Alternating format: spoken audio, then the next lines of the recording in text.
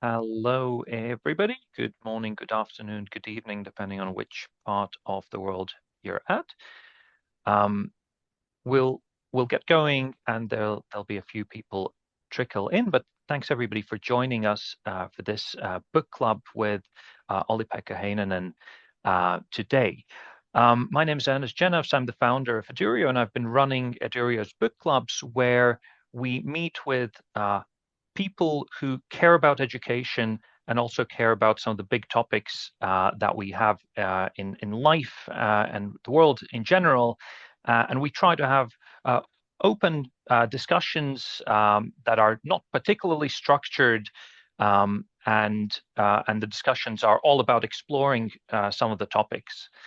I should mention that this session is recorded, so we will be also publishing it to those who haven't been able to join us in person today.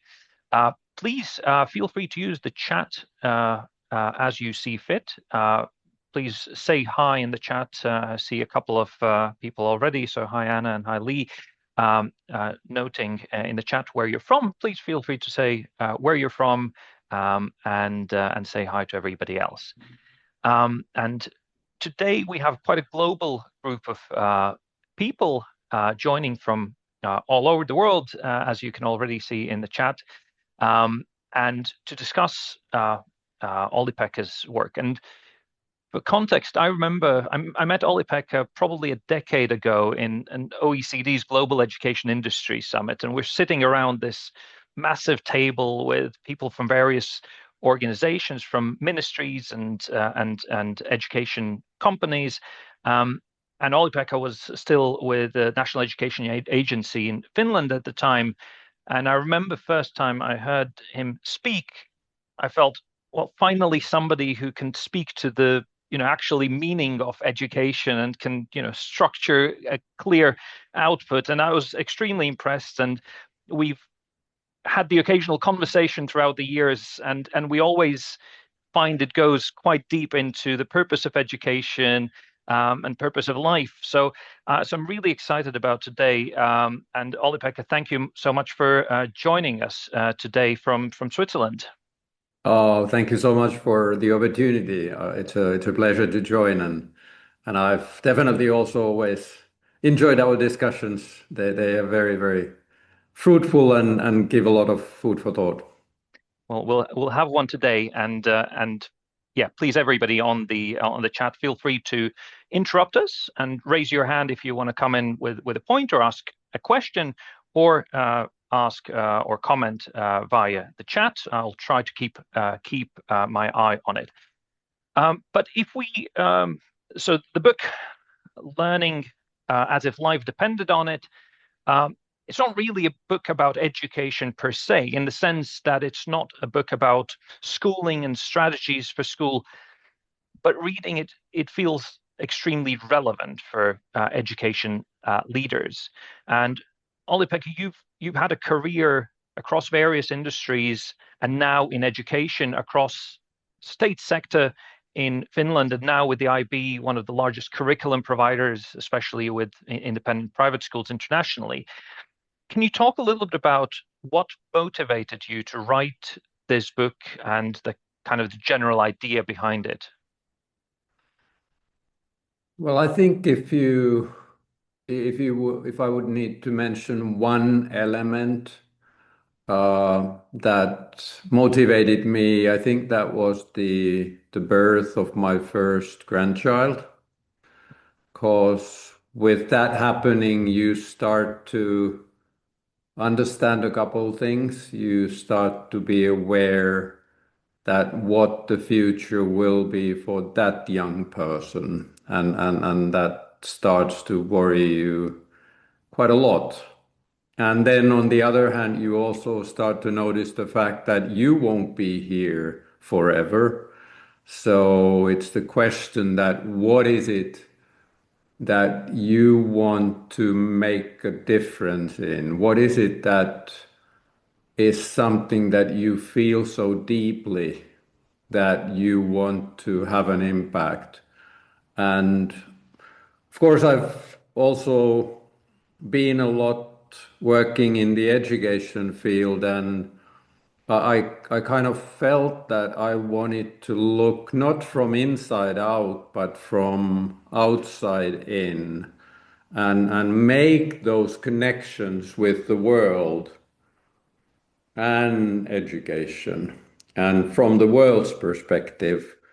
And there were several things at that time that I saw happening in the world that worried me. And I just wanted to uh, give that view of why they are worrying me, and also then offer something as an explanation that what could be some of the sustainable ways for us to do better. Thank you. And in fact, the Finnish version, I think, was called "Let's Be Human." So it is a book about humanity through the lens of learning. Now, the book follows four larger chapters: the predicament, moving to perception, to potential, and then pathways. And I have a few questions on each of those sections. And if we start with predicament, it's sort of it reads like a stark diagnosis. So it feels like a warning that we are in a moment of global uncertainty and complexity. What's the kind of the within that diagnosis, what do we and school leaders need to understand the most? So what are the things that are at the core of your assessment of the predicament? I think the core is really for us to learn ourselves to look at the systemic changes and the systemic nature of the different developments in the world.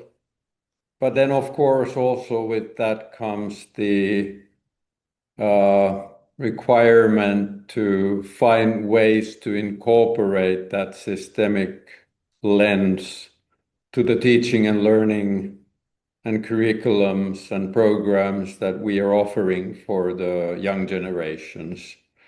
I think that's the main message, that us understanding how the different crises are so interconnected with each other, and they kind of strengthen and accelerate each other.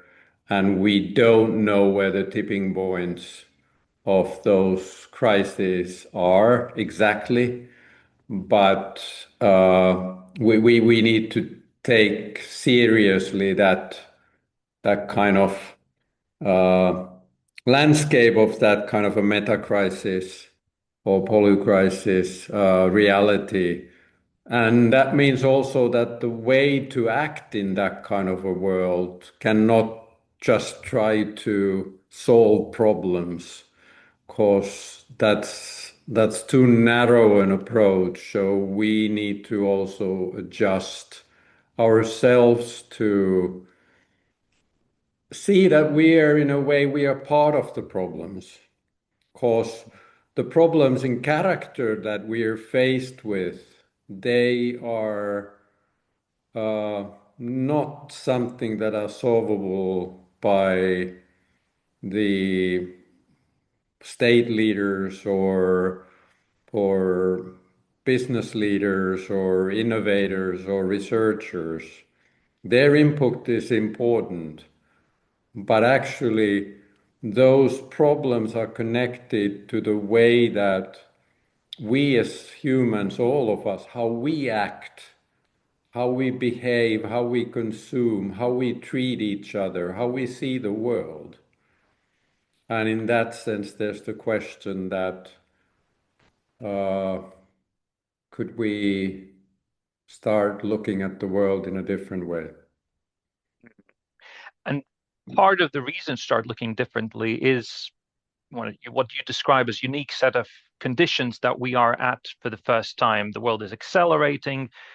We are possibly approaching the limitations of what our planet can offer us. But one element that everybody is talking about in education right now is this sense of information age. And I think a comment that information isn't quite the friend that it used to be. And it was interesting to read, you referred to the debates between Socrates and Plato around Socrates' concern that writing would weaken human perception or the inner dialogue. And through every step of technology, writing, then printed books, then television, computers, internet, there has been a sense of concern. Is that going to impair our ability to think or perceive world, or have a more meaningful internal dialogue? Does it feel like we're facing something fundamentally different now with AI and social media, or is it just a latest chapter in a long story of technological advancements? I would say yes and no. Um, I think it's definitely a new changing and incorporating a new way of uh, not only communicating but also actually doing that cognitive uh, or doing different cognitive tasks. I would say that the the wisdom by Malcolm McLuhan that the media is the message is something that we really need to keep in mind at these times. And we've seen that happen. We've seen already with the television that it changed what families were doing at night time. And then we have seen it with mobile phones. We've seen that how it has changed the relations that we are having with other people. And again, we come to the same question that we need to understand that AI, for example, will have uh, serious impacts on the way that we also connect with each others. And I think that's the area where today I'm concerned about it also when it comes to schools and when it comes to uh, education, that we are too easily thinking that when there is an AI app, for example, for education purposes, that once teacher uses it, the AI app is the innovation. But actually, it isn't. It often isn't that way. But what needs to happen is that true innovation needs to happen when the app and that teacher's agency with pedagogy come together. So the innovations doesn't stop when the app is ready, Hmm. but it starts when the teacher is really putting his or her expertise together with that app. And we really need to encourage our teachers to hold on to that agency and not to make the shift that they would shift kind of agency to convenience, that what is kind of easy to do, because there is that danger. And then also to understand that for young people, like still we have the generation in school who experienced the lockdown periods of the pandemic, who might have a bit more challenges with social connections than other generations because of that. And then there is a AI tutor or AI friend who is so much better than your normal friends, because that tutor never says against you, always agrees with you, pleases you, encourages you, gives positive feedback, uh, doesn't disagree. and all that, and the danger that that actually becomes more important than the true friends. And what does that mean to the picture of what it means to be human for those young people is something to be strongly aware of. Thank you. And thinking about, you started the book prior to taking on the role in the IB and having primarily most of your experience from Finland at various levels, always working internationally. But you finished it during your role, and the English version has come out during your time at the IB. Starting to work with schools internationally on a global scale, how much of this predicament do you see uh, globally, and how much is tied to specific countries or circumstances, et cetera? Do you feel that these challenges around information are universal or specific? Well, of course, there are differences in different parts of the world and different cultures, cultural backgrounds, worldviews. Uh, so that's for sure. But I think, like for example, the illusions that I'm talking about, they are they are Western world developed countries illusions, uh, and sometimes you see kind of the same flavors also in the developing world. But definitely that is I would say it is a Western world set of illusions, uh, and we of course need to understand that uh, to what extent can we learn from those parts of the world who see things differently. And of course, like thinking about some indigenous ways of looking at the world, some Asian cultures and their kind of belief systems and how they look at the world. I think we have a lot to learn from there to balance the situation in the Western world. And you've mentioned illusions, which is part of the second part of the book on perception. Can you talk about, you mentioned things like the illusion of simplicity, the illusion of control, of competition. Can you talk about what what you're trying to address with that chapter, and give a little bit more context to everybody on the call? Yeah, I definitely use the word illusion uh, for purpose, because I'm not saying that what we're seeing and how we're seeing the world that would be wrong. I am saying that we're not seeing the bigger picture, and with that we have, in that sense, we have kind of overestimated certain aspects and underestimated others. Uh, and therefore finding a better balance is something that I feel that when we are faced with those crises that we spoke about earlier, we need to use all the capacities that we as humans can we have on our disposal.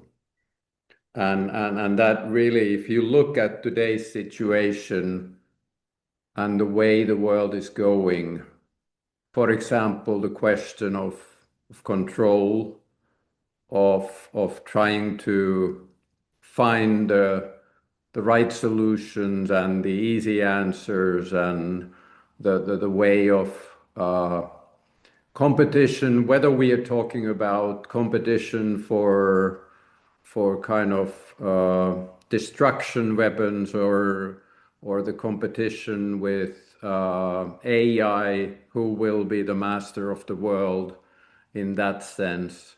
The competition between nations, which has become much, much more and central and has really put the collaboration aspect aside. All of these elements go even stronger to that uh, direction of just emphasizing that one way of working, and also competition when it comes to how we see each other. That we are more and more kind of competing with others, and then we are interested in whether another person is of use for us or not. And that's the kind of the communication that we often have, that if we make an interpretation that that person is kind of not in the right job for me to be interested in, then we put that person aside. And that's a pretty grim way of living in the world, where I see that we will actually probably be faced with situations where we need to protect each other. We need to take care of each other. And therefore for us to have an ability to widen our perspective on the world is so important for me. And a big theme that you talk about is system change here in Illusions, where you have this interesting experience of working on a national system, and now with the IB working with schools globally, a lot of them not from the state sector. Um, in some of the previous interviews I've done here as part of the book club, I've spoken to Michael Fullen, who speaks about how system leadership doesn't necessarily come from the top. You can't wait for policy change for things to happen. Sure.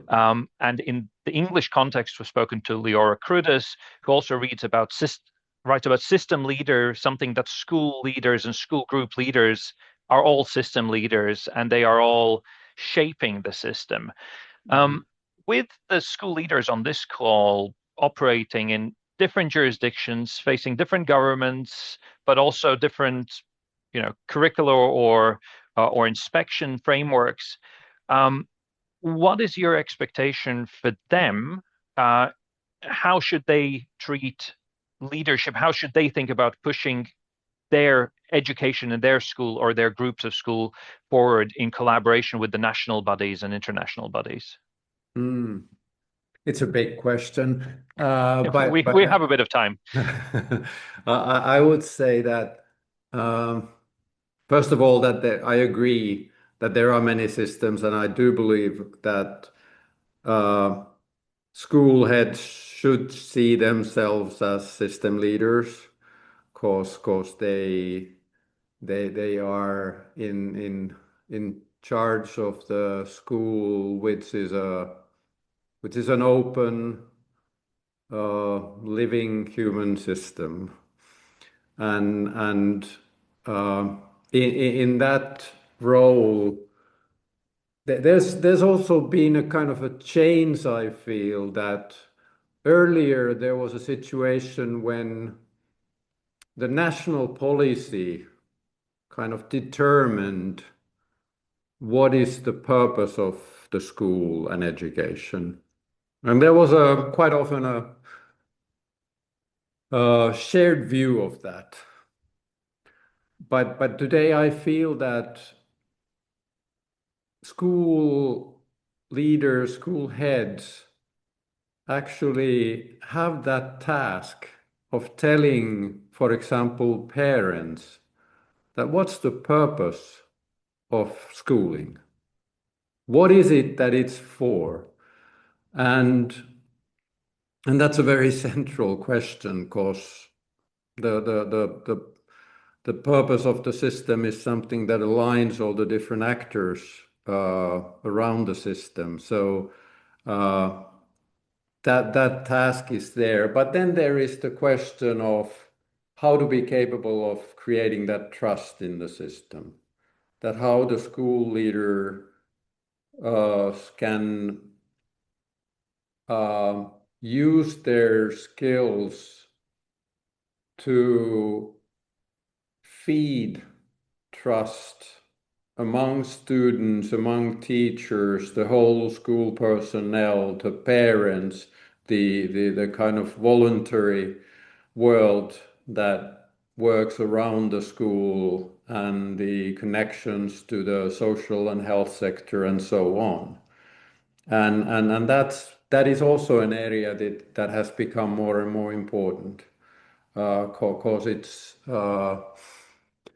we know the questions of social media and our kind of communication cultures often which do everything to ruin trust. So just considering that trust is there isn't enough, but you have to be conscious that although nothing else is happening, somebody is trying to ruin the trust around your system. So you have to be the one who is constantly doing the opposite, making sure that people know that you are holding the community together. And of course, then there is the question of how the leadership happens in that kind of a system. And then I do see that the wider the leadership can be shared among the community, the better it functions. That the more there are people who feel the responsibility of the whole system functioning well, the better it functions. And in that sense, I think the leadership is now more a quality of the system than a role, one role in the system. Mm. And I think there's a question underneath there is, do we have enough time for fully decentralized activities and everybody leading from their own pocket of schools? Now, you're leading the IB, again, touching thousands of schools, millions of students. What's your vision for the IB? Does the organization, uh, can the organization be a vehicle for decision making or alignment or influence around, solving some of the predicaments or dealing with the illusions? Hmm. Yeah, I do see that from the IB's point of view, we are also an education system, and for us, what is central is to do the task of a system convener, to bring the different actors in the system together so that they know each other enough and they know where the others are aiming for. And that's, of course, you need things that around what that happens. And of course, we have a wonderful community of where the IB educators are the ones who are really giving the workshops, who are so central in our conferences that we are organizing, who are doing the school evaluation visits and so on and so on. So it is the question that how to again have that purpose clear for everybody who is functioning in the system so that they know what is the general direction and then how to invite them to use their best expertise to contribute in the system. And like, for example, we are more and more thinking about developing the programs or whether we are talking about finding good digital and AI solutions embedded in pedagogy. It's not that we are doing it in our global centers. It's something that we are doing with our schools. And of course, then the central functions happen in the schools. But there you can also you learn so much faster that what works and what doesn't work. And with that kind of engagement, you also prepare the implementation already. So it is easier once there are the solutions that seem to be functioning, then to start to implement them because you know what is needed for them to be successfully implemented. Yeah, it's fascinating to me to see how, you as a leader consider the humanity and the importance of not losing that within a world of AI and social media, but also not shying away from looking at those innovations and seeing how those can genuinely push forward the education practice, the schooling practice. So finding that balance, I think, is something that all of the leaders here will have to find. Yeah. Um, I'm going to pause here. We're kind of midway through the discussions. We've spoken about the predicament and perception. Before I continue, does anyone on the call want to come in with either a question or a comment? In particular, I'd love to hear some international perspectives around seeing some of these challenges. Is anyone brave enough to come on the call and contribute?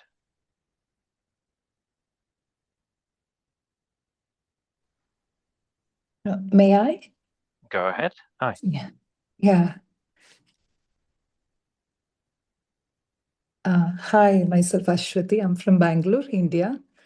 And I'm very happy to be here today. I am going through the book. I'm reading the book. I'm so happy to be part of this. And for me, the book is full of wisdom, to be honest. As you mentioned in the beginning, more than a book for education, I felt it is actually for life. But then I have this question to Mr. Olli-Pekka Heinonen. To what extent certain aspects in the book is influenced by population of a country or economy of a country? So many of the, no, it's very good, it's ideal, lot of wisdom, but when it comes to practicality, economy of a country play a major role. Sure. And population of the country play a major role. I am part of the IB system. I have only 20 students in my class. Yeah. But that's not how a state works. Minimum of 120 students in a class. Yeah. So what we can do as part of this wonderful community of IB educators to help the state to improve the system.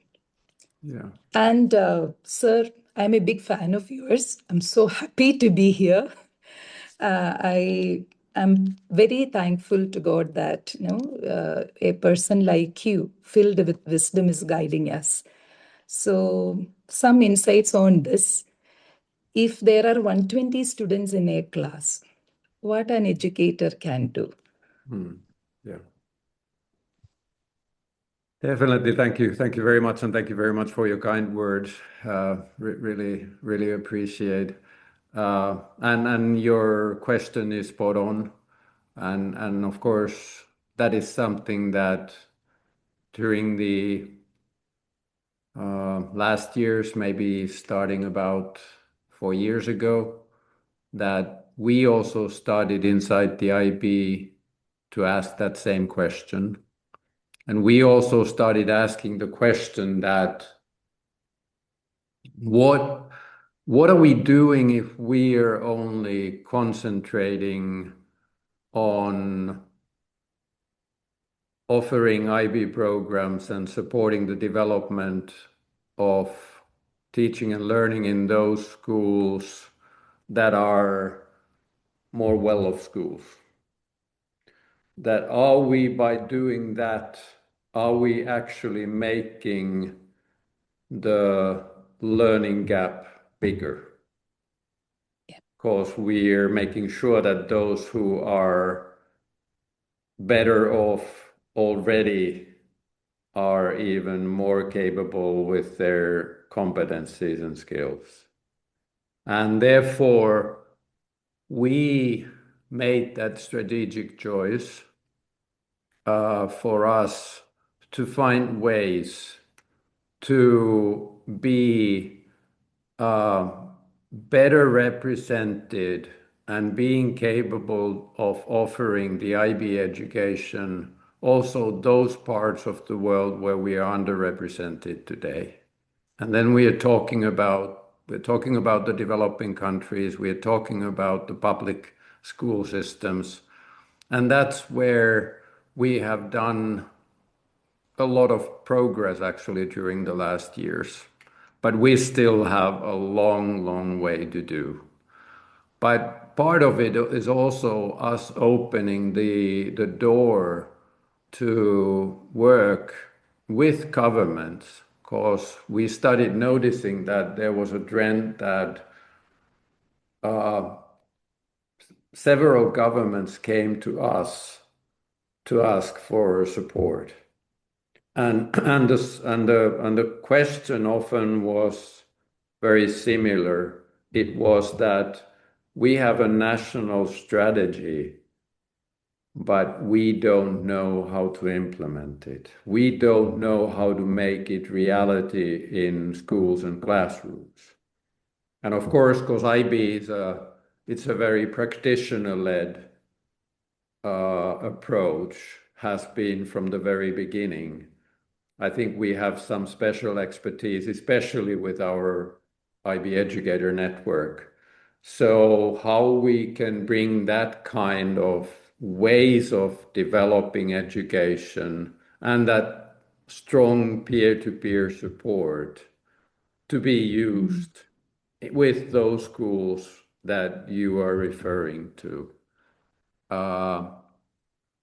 And it's the thing that keeps me going every day, because there is so much to do for us in that area.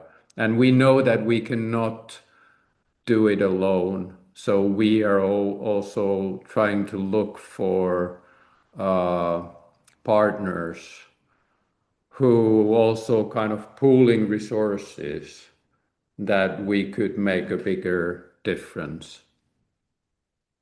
Thank you, Olli-Pekka, and thank you, Ashwati, for that contribution. Let's move forward to talking about the potential side. And Olli-Pekka, you start with saying that there are a couple of big questions. One is, how do we shift from an individual-centric vision of humans to one that values interactions between individuals? And then you talk about, how do we integrate a global identity that recognizes planetary limits into our sense of self? So you've posed these two big questions. We've got 22 minutes to explore the answer to those. But for those running schools today, what would be your main lessons at how do we solve these two big questions? It starts with the question that, how do we see what education is? That is education something that is for each student or pupil to ask that, what do I get from the education? Or does it also include that question that, what is the world asking from me? What can I do for the world? And what can I do for the communities around me? And and that is something that I've also kind of shared with my former colleagues in Finland, that although I value a lot the Finnish education system, there is one element that isn't very strong there. And that's really the question that how to have as a pedagogical tool the idea that what value students can create for the communities where they are studying. And I see that so valuable for several reasons. Of course, it is that perspective shift that it's not just that what we are getting, that kind of a consumer approach, but it's the question that what am I for? And it has a deep connection to the meaning.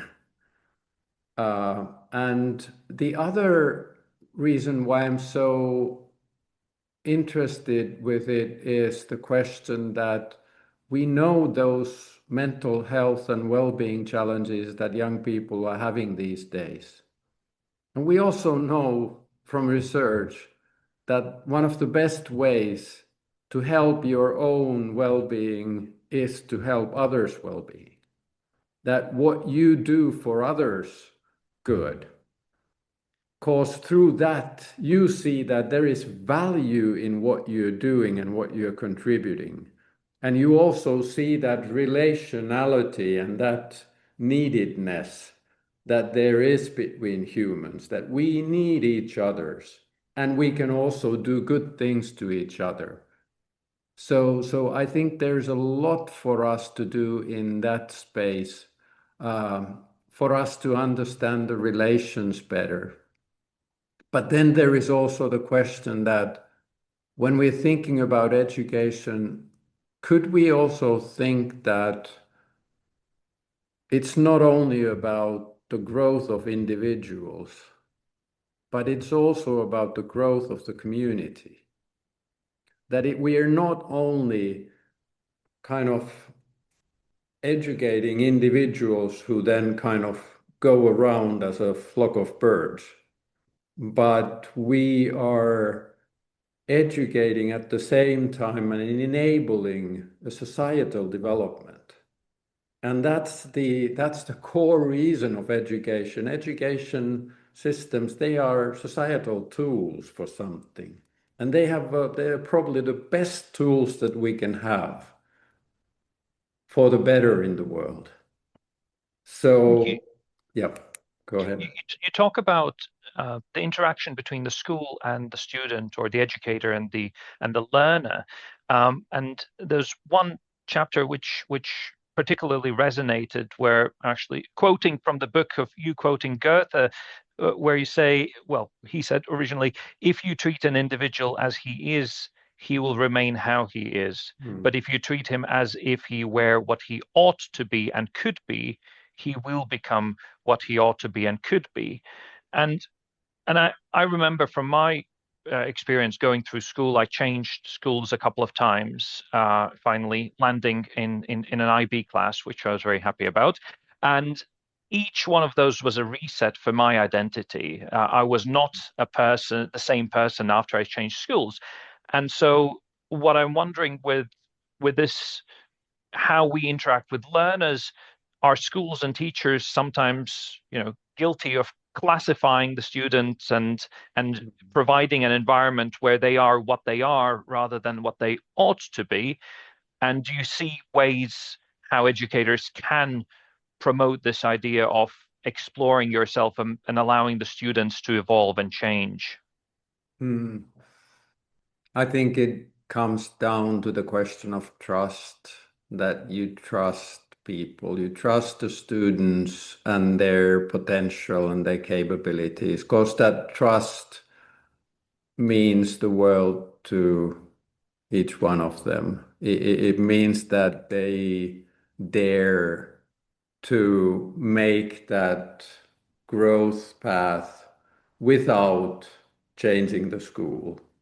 I know what you're talking about, because for me it was going for an exchange student year, and the same thing happened, and I came back as a kind of an entirely new person, in the sense that that new environment had allowed me to do things that I would have not done in that same setting where I did my earlier school years.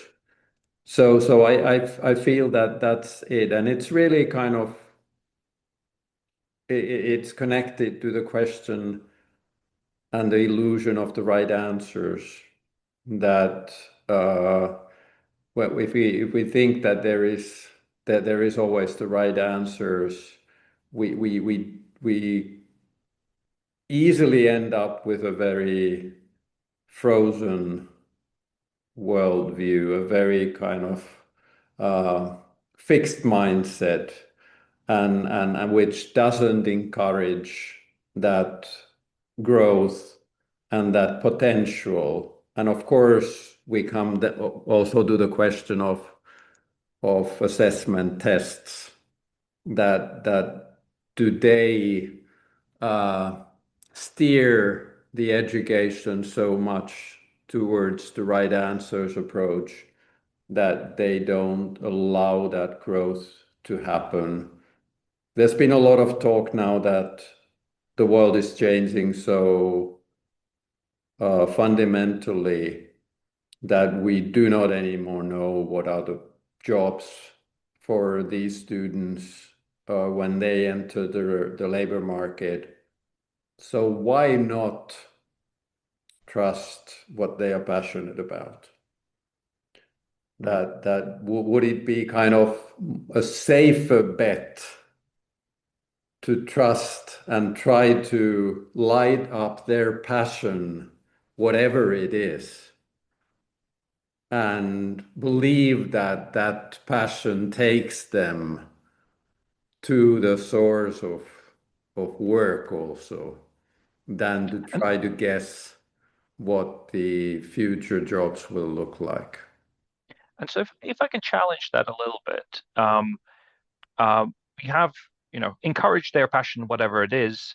What if, their passion is TikTok or social media or other things that we know might not be necessarily good for them long term? How do you balance this identification of the passion with our role as people responsible for their development, and in some cases knowing better what is the kind of the long term versus the short term benefit? Yeah, it's a good and valid question, and I think there comes the role of an adult and the developing young person, that how to do it in a way that it doesn't become a kind of a decision done by somebody else. So how to do it in an indirect way so that the kind of aha moment happens with the young person. I think that's the talent of doing it that way. But the young people themselves are also kind of saying that, because we have looked quite a lot also on the as we have been having these what we call festivals of hope, where we really engage with young people to have the discussions what's meaningful for them. And what we are hearing there is that idea that we have ideas, we have energy, but they are saying that we don't know how to implement it. We don't know how to make the changes that we would like to see done. And they are saying very straight that we need you, older generations. You know how the system functions. Please help us and let us kind of take those ideas forward. So that's also kind of one moment of kind of having that gentle steer that what might work and what not. Thank you. And talking about relationships and steering, there is another actor in this, which is the parent. And we know that the parent is and can be an important part of the education journey. And you talk about the tension between home beliefs and school beliefs, that they don't always match. And earlier on this call, you mentioned the importance of educating the parents and also talking with them. How do you feel? How can schools and families align better, especially when sometimes they hold different views of what's best for a child? In England, we see complaints by there's a socially anxious period that is leading that plus AI making it very easy to craft a 10-page letter with legal sounding phrases that is creating tension between the parent community and the school community. First, how much of that do you see internationally, and what's your approach to ensuring better partnership between parents and the school?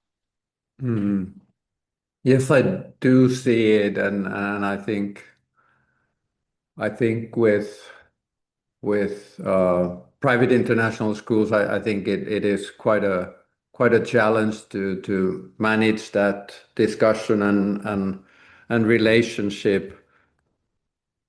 And I see it as a outcome of that relationship between parents and schools. That in those cases, parents often see themselves as critical consumers who are the king, and they are buying services from the schools, then they expect high quality with that. And I think there is something wrong with that model, that for me education is a common good, and there is also that idea with education that it is something that brings that community or a generation together. And then there is that idea of you cannot kind of just take the good parts out of that cake and leave the rest. But it is about that holistic approach. If we are really looking about education as not as kind of just learning, which is important, but as seeing the learning also as a tool to human holistic growth and development, then that consumer approach doesn't quite function anymore. And we come to the question of what we talked earlier about. The school heads need to be clear on the purpose of education in that school. So it really comes with that question, and in having been in many evening meetings for parents, when there is put side by side two alternatives, whether you would like to have for your child a good diploma with good results, or whether you would like your child to have a flourishing life where he or she feels to have meaning in life, belongs to the community, and is capable of being part of that community, it is always the latter that is more important. And there's a fantastic question there from Anna in the chat about the different motivations of different school leaders and owners. You come from a system originally that has very little independent or for-profit education, and now you lead the IB that works with thousands of state schools, but also thousands of schools that are in a for-profit education model, which potentially has some tensions between the educational journeys and the monetary elements, especially with private equity involved, etc. I guess, what do you see as the IB's role in, ensuring that your vision or your ideals are carried through those schools, and what are the things where it's up for the school to decide how they want to run it? Well, I think it's always an kind of an both and. It's an embedded situation where the IB approaches are embedded on the school and school culture. What we are really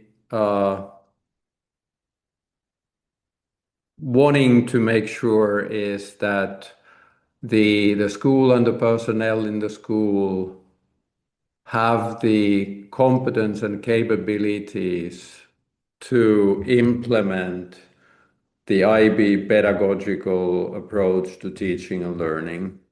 So that's really the core, and then follow the programs which are more like pedagogical frameworks than true curriculums, to follow them using that method of looking at those big concepts that actually you come back to the same concepts with the development of the young person. So in that sense, there's a lot of autonomy for the schools in the IB system. From IB's point of view, of course, there might be other reasons why there aren't so much autonomy. There are groups of schools, and of course, with public schools, it's the national system that has a say on what's the level of autonomy. But from the IB's perspective, there is quite a lot of autonomy, and as I said, we are practitioner kind of based approached. It is so important for us that that autonomy is valued. Thank you. And we have a couple of minutes left, although I still have tons of questions I could love to ask. But then we're going to close with a question that, phrase that I really appreciate seeing in the book, that being in the school isn't the same as learning. And while a lot of schools are focused on ensuring attendance, and being in the school is important, but that's not sufficient. And my question from you, visiting and meeting many schools over the last years, what do the schools that are genuinely focused on learning do differently? What examples have inspired you about schools that ensure that learning is happening rather than just being in the school is happening? Can you share some moments of hope? Because there is a lot of hope in the book. So my question would be, what has inspired you over the last few years? I think mostly the biggest inspiring moments I've had with situation where the formal education and the informal and non-formal learning have come together. That learning is really seen as something much bigger than what is happening in the schools, and that can involve kind of certain kind of hobbies. It can happen in the sports environment, for example, where that is very strong. But it can happen in just making that connection with the community, the surrounding community, very strong. I think there's a lot actually for us to learn from the global south in that type of an approach. Because my experiences really come, the inspiring moments from that part of the world where it is something that is strongly embedded in the cultures that are there, that kind of an approach. But I think it's something that the developing world can learn from, and as we're starting to move into the third phase of the human flourishing project that we have been working together with OECD. Really, our idea is to look at those pilots in the global south to find new ways of learning, which include schooling, but don't limit itself to schooling. Thank you. Well, unfortunately, that's all the time that we have for today. Thank you, everybody, for joining and your comments in the chat as well. That is really lovely to see some of those thoughts. and the questions and comments. Thank you so much, Olli-Pekka, for joining us today and sharing your wisdom. It was an absolute thrill to read the book. And as always, we've touched upon some big questions today. Look forward to continuing those conversations. Thank you, Ernest, so much for the possibility to join and everybody else to be part of this hour. It's been a pleasure for me to share my ideas. Thank you very much.